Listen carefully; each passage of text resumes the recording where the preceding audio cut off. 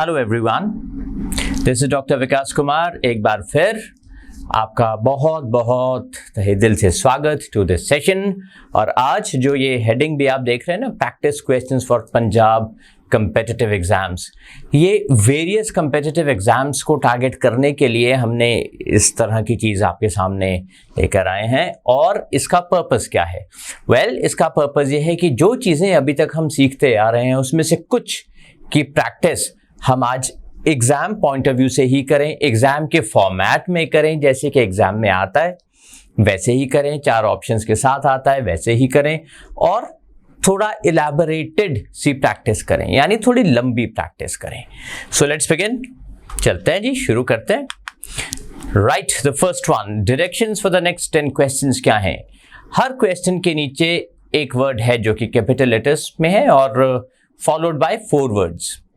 अब उन 4 वर्ड्स में से आपको वो वर्ड ढूंढना है जो कि मीनिंग में most similar to the highlighted word है, जिसको हम अदर लैंग्वेज में सिनोनिम्स कह सकते हैं।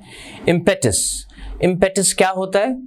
इम्पेटस होता है कोई ऐसी चीज जिससे हम एनकरेज कर दें, कुछ है ना, एनकरेज कर दें, या फिर हम किसी को किक स्टार्ट दे दें, जिसको प्लेन लैंग्वेज में बात करें तो किक स्टार्ट कहते हैं। अब ये किक स्टार्ट के लिए एक और वर्ड ये है, ड्राइविंग एनर्जी। करेज हिम्मत होती है, वो किक स्टार्ट नहीं होती। इम्पेशंस आपको मालूम है, पेशेंस का ना होना होता है, जो लोग को जल्दी लग जाती है ना, उस क्वालिटी को इम्पेशंस कहते हैं। एरोगेंस होता है प्राइड, घमंडी लोग एरोगेंट होते हैं। Perfect, let's move to the next question. Philander क्या होता है जी?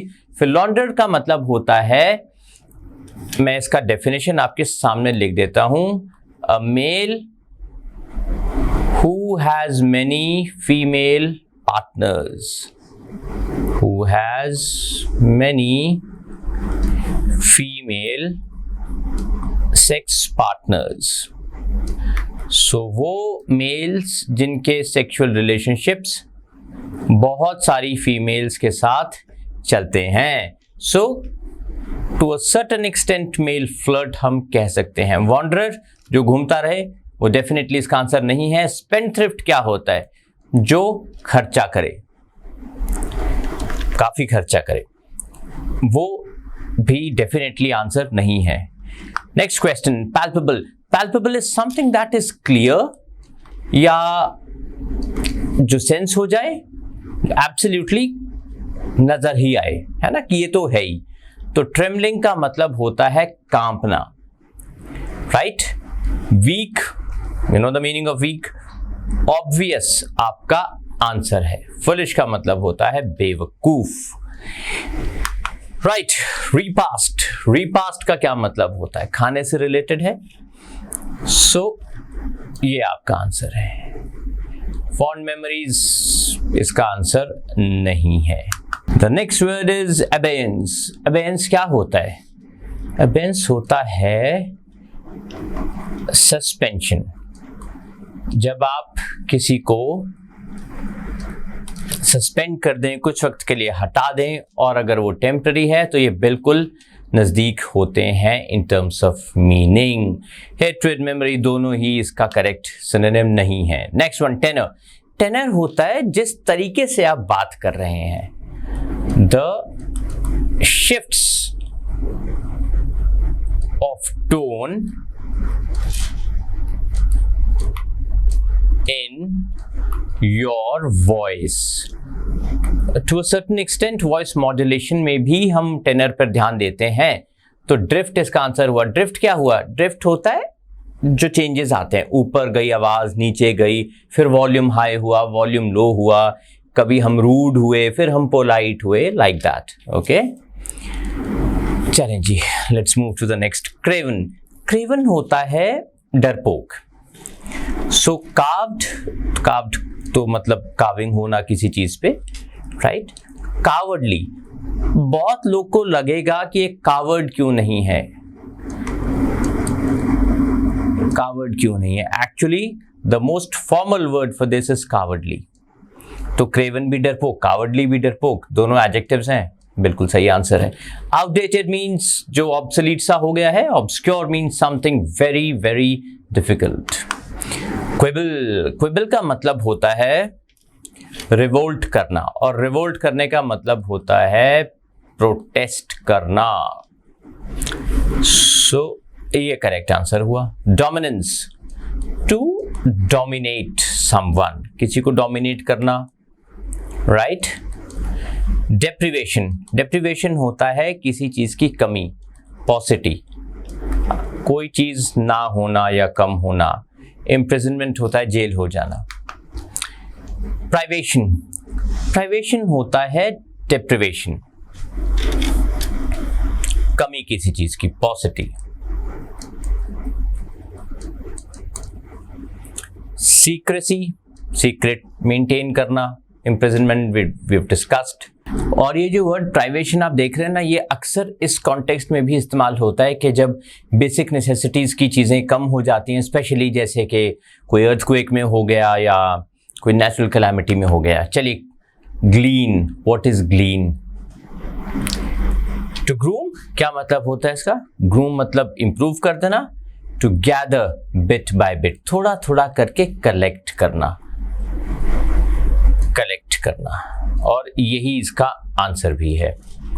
ग्लीन और कलेक्ट एक ही चीज है। पॉलिश करना मतलब रिफाइन कर देना, सुंदर बना देना। डिस्कवर कर देना मतलब कुछ ढूंढ लेना जो एग्जिस्ट करता है। All right, read the instructions carefully now. अब हमें क्या करना है, कुछ और करना है। पहले हम ढूंढ रहे थे जो वर्ड सिमिलर था मीनिंग में, यानी सिनोनिमस था टू द गिवन वर्ड। अब हमें फादेस्ट ढूंढना है। फादेस्ट कौन सा होता है? जो ऑलमोस्ट एंटोनिम होता है, यानी ऑपोजिट या बहुत दूर मीनिंग में। First one, इंस्यूपरेबल। इंस्यूपरेबल का मतलब होता है जिसको आप क्रॉस करके नहीं जा सकते, राइट। वो दीवार जिसको आप क्रॉस करके नहीं जा सकते, वो hurdle that can not be crossed, right. So answer क्या हुआ? उल्टा, समाउंटेबल। समाउंटेबल वो वॉल को कहते हैं या वो हर्डल को कहते हैं जिसको क्रॉस करके जाया जा सकता है। प्रेडिक्टेबल इसका आंसर नहीं है। प्रेडिक्टेबल जो आप पहले गेस कर सकें। अनएंड्योरेबल भी इसका आंसर नहीं है। अनएंड्योरेबल मतलब झेला नहीं जा सके। चलिए नेक्स्ट वन, एक्सोनरेटेड। एक्सोनरेटेड का मतलब होता है फ्री कर देना, टू अब्सॉल्व या फिर टू फ्री, है ना। इम्प्लीकेटेड इसका उल्टा हो गया। इम्प्लीकेटेड करने का मतलब किसी को किसी केस में गिल्टी प्रूव कर देना।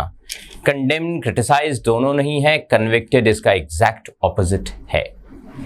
इम्प्लीकेटेड भी नहीं है, कन्विक्टेड है। कन्विक्टेड का मतलब ही है कि कोर्ट ने, it's legal term actually, court ने ये डिसाइड कर दिया दैट ही और शी इज गिल्टी। तो एक्सोनरेट का बिल्कुल उल्टा आता है वो। नादर, ऑल राइट, इसको कहते हैं जी लोएस्ट पॉइंट। तो इसका उल्टा क्या हुआ? हाईएस्ट पॉइंट, जो आपके सामने यहां है, zenith. Very simple. Evasive. Evasive का मतलब होता है जो अवॉइड करे किसी को, है ना, टू अवॉइड। इवेजिव एक्शन लेना कहते हैं। तो वो घुमा फिरा के ये चीज होती है। तो इसका ऑपोजिट क्या हुआ? Straightforward, very easy. Scrupulous. Scrupulous होता है जिसमें ज्यादा मॉरल वैल्यूज होती हैं, फुल ऑफ वैल्यूज। तो ये क्या होता है? Full of values and principles. So ये ना काफी स्ट्रिक्ट रहते हैं अपने साथ भी, काफी डिसिप्लिन रहते हैं, डिटर्मिन्ड रहते हैं। उसका एग्जैक्ट ऑपोजिट है लैक्स, ढीला ढाला, चल जाएगा यार, ठीक है तो क्या हो गया अगर थोड़ा सा कॉम्प्रोमाइज करना भी पड़ गया मॉरल वैल्यूज के साथ। How does it make a difference? ऐसे वाला एटीट्यूड। अमीनेबल। अमीनेबल होता है, मैं कहूं फ्लेक्सिबल, जो दूसरों की बात मान जाए, फ्लेक्सिबल हो, राइट। डिप्लोमेटिक, चालाक हो, उनको पता हो कहाँ क्या बात करनी है। स्टबन इसका आंसर है, जो बिल्कुल ना माने। ओबीडियंट जो आज्ञाकारी हों, आंसरेबल जिसको आंसर किया जाए ओके या जो आंसर करे। एनिग्मेटिक देखिए, एनिग्मा होता है समथिंग वेरी कॉम्प्लिकेटेड या ट्विस्टेड या फिर आप कहें नॉटियर, राइट। सो कॉन्वल्यूटेड मैं लिख देता हूं, वो रास्ता जो सीधा ना हो। तो आंसर क्या हुआ? अनएम्बिग्यूअस मीन्स क्लियर, है ना, एक ही मीनिंग आए जिसका, तो यही आंसर है, क्वाइट इजी। अबॉरेंस मीन्स एक तरह से डिसलाइक या हेट्रेड, डिसलाइक और हेट्रेड। सो इसका ऑपोजिट क्या हुआ? एडमिरेशन। जिनको आप पसंद करते हैं उनको आप एडमायर भी करते हैं। नेक्स्ट वन, डिलैपिडेटेड, ये होता है खटारा। Dilapidated is something not in good conditions, something not well maintained, something poorly maintained, poorly kept मैं लिख देता हूँ।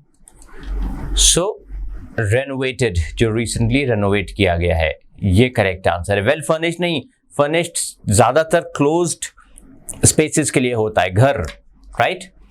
रेनोवेटेड इसका बिल्कुल करेक्ट आंसर है। लोकेशियस होते हैं people who speak a lot, one who speaks a lot, who speaks a lot. So answer क्या हुआ? फ्लैम्बॉयंट होता है स्टाइलिश, ये तो नहीं हुआ। साइलेंट आपका करेक्ट आंसर है। डिस्पिरिटेड मतलब बहुत निराश, डम, you know the meaning of। all right, ठीक है। in this section a number of sentences are given, sentences underlined in three rather separate parts and each one is labeled ऐसे करके ABC। we need to read every sentence to find out where there is an error in the underlined part, right। so हमने error ही ढूंढने हैं जी। चलिए let's begin। The question is often raised that whether it is desirable to send Indian students abroad since they rarely return, no errors। अब B पर आते हैं, क्या गलती है इसमें? The question is often raised that की जरूरत है, raised के बाद whether आना चाहिए सीधा, whether it is desirable to send Indian students abroad, right. उसके बाद और नॉट, वेदर हमेशा और नॉट लेता है, ठीक है। The question is often raised whether it is desirable to send Indian students abroad और not since they rarely return. So दो गलतियां हैं और अब ये सेंटेंस ठीक हो गया है। Next question, the work of an uneducated farmer is far more important, okay, that of a professor than that of a professor, no error, all right। the work of an uneducated farmer, ये तो ठीक है, all right, ठीक है, perfect हो गया। far important यानी comparison हो रहा है than that of a professor। अब अगर कंपैरिजन हो तो हम कंपैरेटिव डिग्री भी तो लगाएंगे ना, मोर इंपॉर्टेंट, फार इंपॉर्टेंट नहीं, more important, far more important, right. Every man is conditioned by the age in which they live, first part में ही गलती है। एवरी मैन, मैन क्या है? मैन इज सिंगुलर और यहां हमने क्या कर दिया है? वी हैव रिटन दे, और दे क्या है? प्लूरल, प्लूरल प्रोनाउन है ना, सब्जेक्ट प्रोनाउन है for plural. So every man के लिए ही, अब क्योंकि मैन है इसलिए ही आएगा, शी नहीं आएगा, right.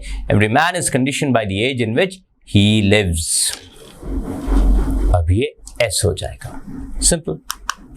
Language is a skill activity, ये तो ठीक है, by which fine distinctions on meaning can be made for a better understanding of behaviour, all right. Language is a skill activity, perfect. By which find distinctions on meaning or about meaning can be made. Now the sentence reads better. If you don't start behaving properly, I will be forced to tell के बाद कभी to use नहीं होता है. Tell your supervisor. Inform भी कर सकते हैं, कंप्लेन भी कर सकते हैं, लेकिन टेल के बाद टू तो आएगा ही नहीं. The reason why the plane crashed as soon as it took off is the failure of one of the engines. Is the failure? अब देखिए, एक सोच समझने की चीज है. Crashed. Which tense are we talking about? Past tense. So ये was the failure, not is. Next one. He went in the room, opened the box, and took out a gun. No errors. He went in the room. बाहर से वो अंदर गया. Right? So he went in the room, opened the box, and took out a gun. Right? So अब went के साथ हम क्या यूज करेंगे? In the room. अब देखिए, या तो हम यूज करें inside, right? Because the tenor of the tone of the sentence is such कि box है कोई, right? तो वो अंदर ही रखा होगा, right? So inside the room maybe, right?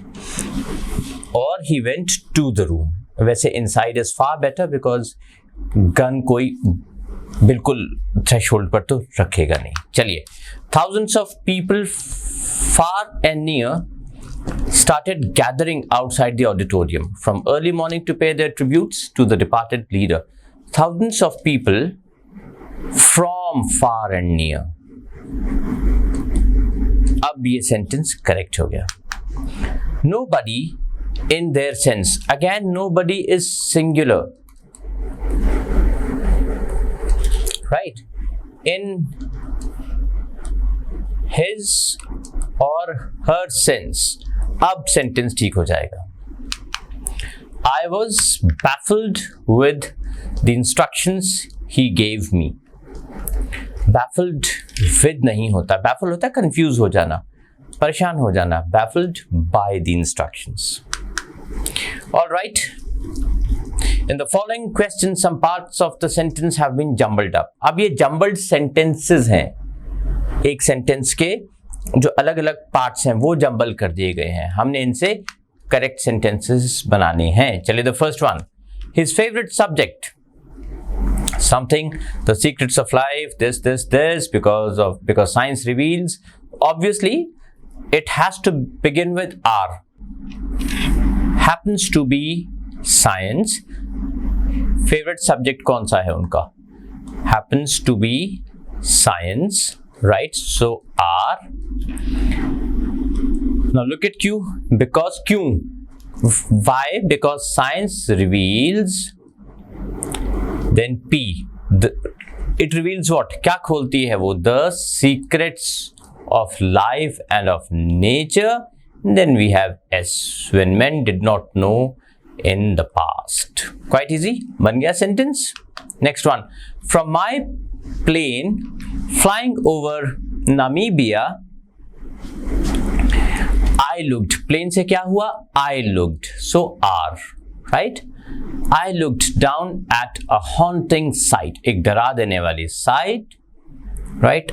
अब क्या दिखा उनको? A shore of pink and silver sand. So Q and then S, edged by a line of a smoking surf, and then P. Again, quite an easy question. Next one. I was to see a mongoose just in a minute. Just in a minute तो हो नहीं सकता, right? Okay. या अगर होगा तो फिर I के बाद see a mongoose नहीं हो सकता, right? है ना? दोनों इकट्ठे नहीं आएंगे. So सिर्फ एक मिनट में एडवर्ब पहले आ जाएगा. So मैं इसको शुरू कर दूंगा Q से. I was सिर्फ एक मिनट में क्या होने वाला था मेरे साथ? अब P. To see a mongoose. P, right? And then it is S. Scurrying across the grass. वही तो वो mongoose कर रहा था. Scurrying across the grass with an egg in its mouth. Very, very easy. Next one. How strange that a refugee, right? Con, who had by the skin of his teeth escaped death in Germany. Refugee escaped death. Clear हो रहा है ना? Match हो रहा है. Refugee वो होते हैं जो किसी लड़ाई में या किसी फाइट में उसको अवॉइड करके भाग जाते हैं और किसी और जगह पर रेफ्यूज ले लेते हैं. सो जर्मनी में by the skin of his teeth बहुत मुश्किल से नैरो एस्केप हुआ था, डेथ को अवॉइड कर पाए थे. सो एस आएगा and then we shall write how strange. कितना ये स्ट्रेंज है कि ऐसा रेफ्यूजी जो वहां से भाग कर आया हो falls in love or should fall in love, right, with a girl less than half is his age, and when he had to go to America. Very simple, isn't it? Next one. I think it should be necessary for eggs as soon as they are laid. After all, lay क्या किया जाएगा? Eggs ही तो laid होंगे, है ना? Noun, in fact, contextual pairing. चलिए. So Q पहले आ जाएगा. Then we shall put S by the hen. किसके द्वारा? Obviously, hen will lay the eggs, right? S आ जाएगा. To be stamped with the date. उन्हीं को stamp किया जाएगा with the date. R and then we shall write P. All right. Let's move to the next question. Well, Reuters reports that soldiers. Reuters क्या है? एक बहुत पुरानी agency है, right? Reporting एजेंसी है. Soldiers fought each other in the streets of the capital today. ये भी हो सकता है. Crackdown तो हो नहीं सकता. Of armies. That is a better option. Soldiers of armies. Armies के ही होते हैं ना soldiers. Loyal to rival political factions, right? So R पहले हम लिख देंगे, ठीक है जी. Soldiers of of armies loyal to rival political factions. Then we should write P. क्या किया उन्हीं soldiers ने? They fought each other. जो rivals हैं एक दूसरे के in the streets of the capital today. So R और P का तो पेयर है. अब P के बाद S. Following the weekend, military and then military का क्या होता है? Crackdown होता है ना? Perfect. Let's go to the next question. The old lady wanted to sell her precious stable. Okay. लगता तो है बिल्कुल. ओल्ड लेडी कुछ करना चाहती थी. क्या करना चाहती थी वो? She wanted to sell her precious table, कीमती टेबल, right? कैसा था वो? With gold coated legs and glossy surface. So P और S का पेयर पता चल गया हमें. Then R. किसको बेचना चाहती थी? किसी को. To someone. अब वो someone के बारे में क्वालिटी ये है. Having the capacity to pay a huge price, जो बड़ा प्राइस पे कर सकता था. ऑब्वियसली उसी को बेचना चाहेंगे ना, वो गोल्ड लगा हुआ है उस पे. ओके. प्लीज. ऑब्वियसली अब इक्वली तो आ नहीं सकता. Share the price. वर्ब आएगा ना. प्लीज ये कीजिए. Okay. So P Q. Please, sorry, not P Q, it is rather Q. Please share the price money, right. अब पी इक्वली. कैसे शेयर करना चाहिए? Equally. P and then S. कहां पर डिस्ट्रीब्यूट करें उसको? कहां पर शेयर करें? Among your friends, कि उनके बीच में. To make sure क्या करने के लिए? So that all are satisfied. To make sure that all are satisfied. Next one. You can learn. आप सीख सकते हैं easy चीजें. R. You can learn the easy things as well as the difficult ones. Pair. आसान चीजें भी और मुश्किल चीजें भी आप सीख सकते हैं. R और Q. And then we have S. Although the easy ones are not so easy and can be quite difficult. जो easy लगती हैं वो जरूरी नहीं कि बहुत easy हों भी. We met. Okay. राइट, किसको मिले हम? इनको। So Mr and Mrs Gupta को हम लोग मिले, राइट? कहां पर? On our way home. फिर उसके बाद हमने कुछ पूछा उनको, ये S, and asked them if they would be free, and then we have P, this evening. Very simple. Alright, I hope ये सारे क्वेश्चंस आपको क्लियरली समझ आए होंगे और बहुत जल्द आपसे फिर मिलेंगे विद more practice questions ताकि आपकी learning और अच्छे से हो पाए। With these words, I'm signing off. Take care. Bye bye. Jai Hind.